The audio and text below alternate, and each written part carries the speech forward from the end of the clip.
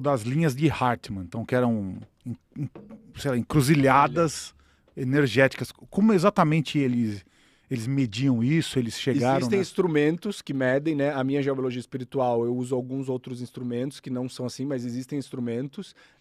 O Parque Ibirapuera, ele tem um trabalho de geobiologia sendo feito desde 2015, né? Ninguém sabe disso, não é falado. Mas em 2015 foi quando teve aquele rolezinho. Vocês lembram disso? Que destruíam o parque estava detonado. E eles não tinham mais o que fazer, procuraram o Elton, que é o geobiólogo. O Elton tem uma formação na Espanha, se eu não me engano, de um tipo de geobiologia que chama litopuntura, que é como se fosse a acupuntura no nosso corpo. Eles têm 17 rochas fincadas lá no Ibirapuera. Se for lá, você vai ver que em alguns lugares tem umas rochas aleatórias ali.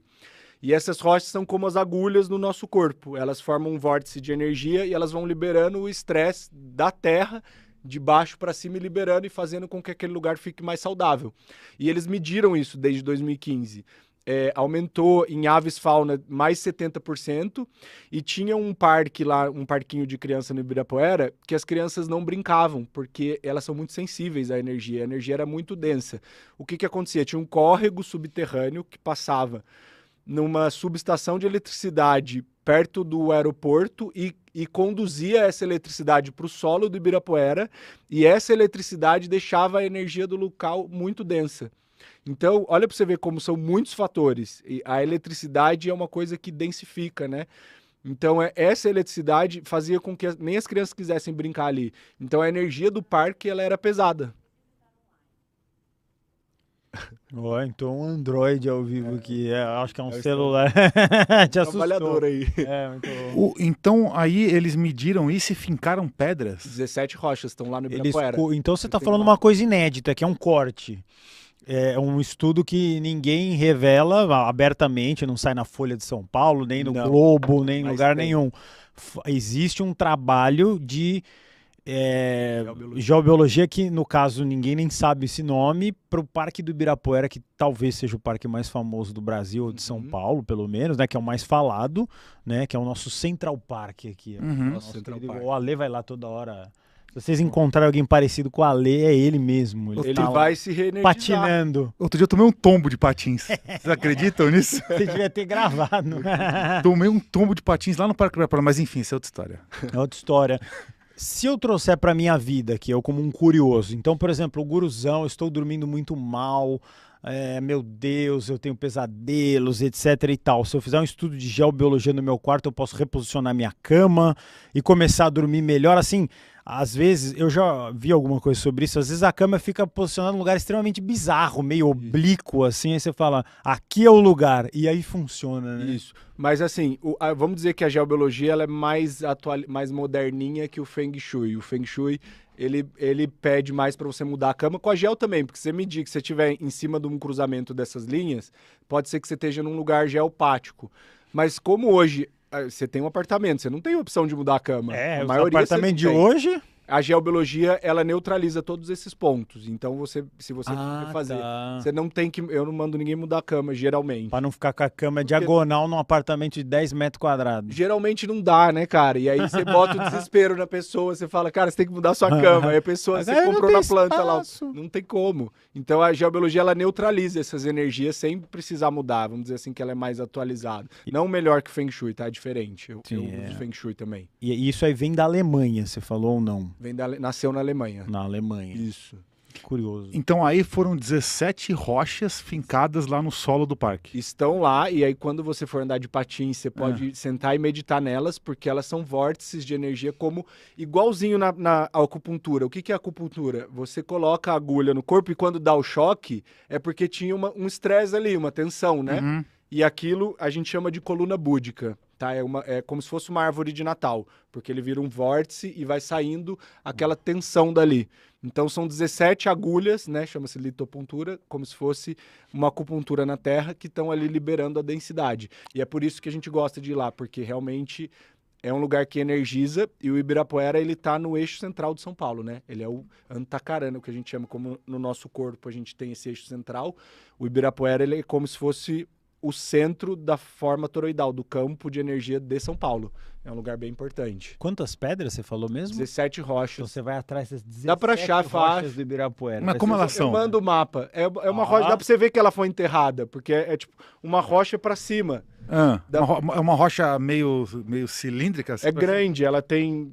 Dá pra você... Eu vou lá e medito em cima delas. Tem vários lugares. Eu mando o mapa pra vocês depois. Legal. O Elton já tentou pedir pro pessoal do parque colocar a plaquinha. Esse é um trabalho de geobiologia, mas os caras são resistentes, né? Ninguém quer falar que faz. Você vai atrás das 17 pedras secretas do Ibirapuera, sua primeira matéria 17 externa. vórtices. De patins, sem cair. Hein? Tá lançado o desafio.